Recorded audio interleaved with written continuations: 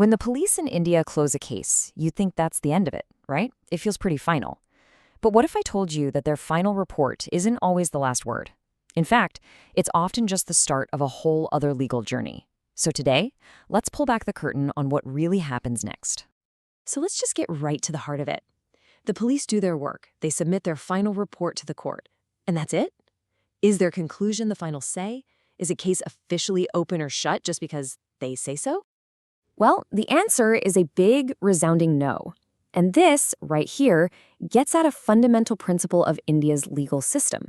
A magistrate or a judge doesn't just rubber stamp what the police have found. They have the ultimate authority to decide where a case goes. And this fantastic quote from a Supreme Court case really explains why. See, the police are part of the executive branch. Their job is to investigate. But the court applies a judicial mind. What does that mean? It means they have to independently look at the facts, the evidence, and the law before they make up their own mind. It's a really crucial check and balance in the system. Okay, so how does this actually play out in the real world?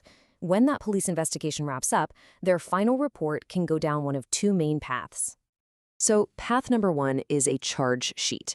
This is what the police file when they're confident they have enough evidence to prosecute someone. They're basically telling the court, hey, we think this person should go on trial. Path number two is a closure report, and that's filed when they've looked at everything and concluded, you know what, there just isn't enough evidence here to move forward. All right, but this leads to a really important question. Let's say you were the person who filed the case in the first place, the original complainant. What happens if you completely disagree with the police? What if you feel like they've just unfairly closed a case that you believe has real merit? A case can pretty much hit a wall in two major ways. First, the police file that closure report we just talked about, the magistrate takes a look, and they agree. Case closed. Or, in the second scenario, the police actually file a charge sheet, but the magistrate uses that judicial mind, reviews everything, and decides there's still not enough to go on. They refuse to take cognizance of the case, which is just the fancy legal term for formally taking it up and starting the court process. In either of those situations, it really feels like you've hit a dead end, you know?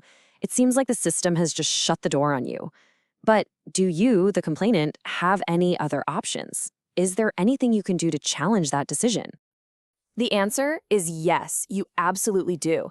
And it comes in the form of this incredibly powerful legal tool called a protest petition.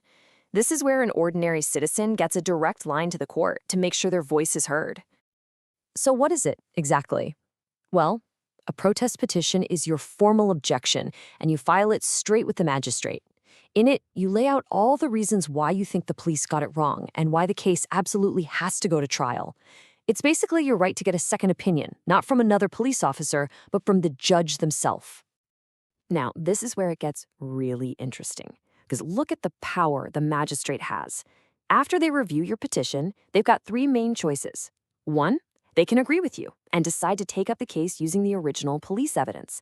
2, they can disagree with you and stick with the decision to close the case. Or, and this is the fascinating one, they can take your petition and treat it as a brand new private complaint and kickstart the whole legal process all over again based on your document alone. So the takeaway here is that a protest petition is so much more than just a piece of paper. It is a vital check on police work and the justice system.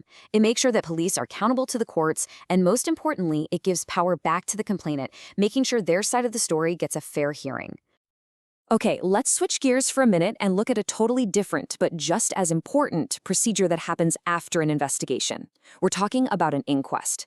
This is a special kind of inquiry that the law demands whenever someone dies under unnatural or suspicious circumstances.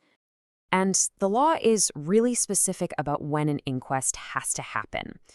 It's automatically triggered by deaths from suicide, accidents, or animal attacks, or, of course, if someone was killed by another person.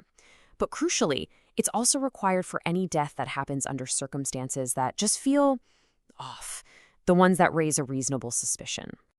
Now, when you're investigating a death, the first job is obviously to figure out the cause.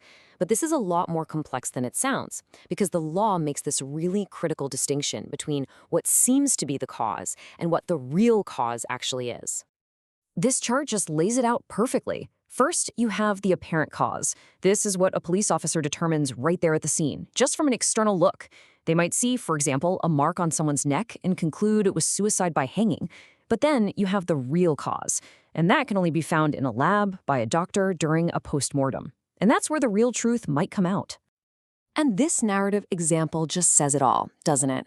The evidence on the outside, that mark on the neck, was totally misleading. It was just a distraction. It was only through that scientific internal examination that they found the real cause of death, which was poison. This is exactly why both of these steps are so incredibly important. So how does this initial on-scene investigation actually work? Well, it follows a very strict 5-step procedure. First, the officer has to tell the local executive magistrate what's happened.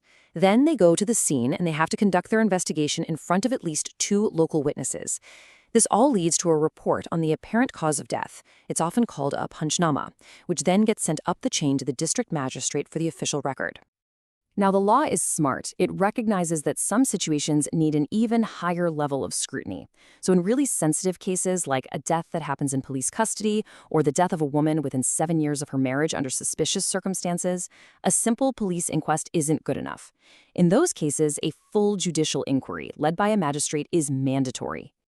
And the power that magistrate has is pretty incredible. To find out the true cause of death, if a body has already been buried, a magistrate has the legal authority to order it to be exhumed, literally dug up, so that a proper medical examination can be done. It just shows the lengths the system can go to when it's searching for the truth. And importantly, this whole process is not supposed to happen in secret. The law specifically protects the rights of the deceased person's close relatives. They have to be informed that an inquiry is happening, and they have a legal right to be there while it's being conducted. Which brings us back to the big question that's really underneath all of these procedures. It's a question you have to ask in any justice system, right? Who polices the police? Who holds the investigators accountable? And as we've seen today, the answer in India's system isn't just one person or one group. It's this crucial web of checks and balances. It's the independent mind of the magistrate. It's the scientific certainty of the doctor. And maybe most importantly, it's the powerful voice of the ordinary citizen. And it's a great reminder that even when a police investigation ends, the pursuit of justice, well, it always has a path to continue.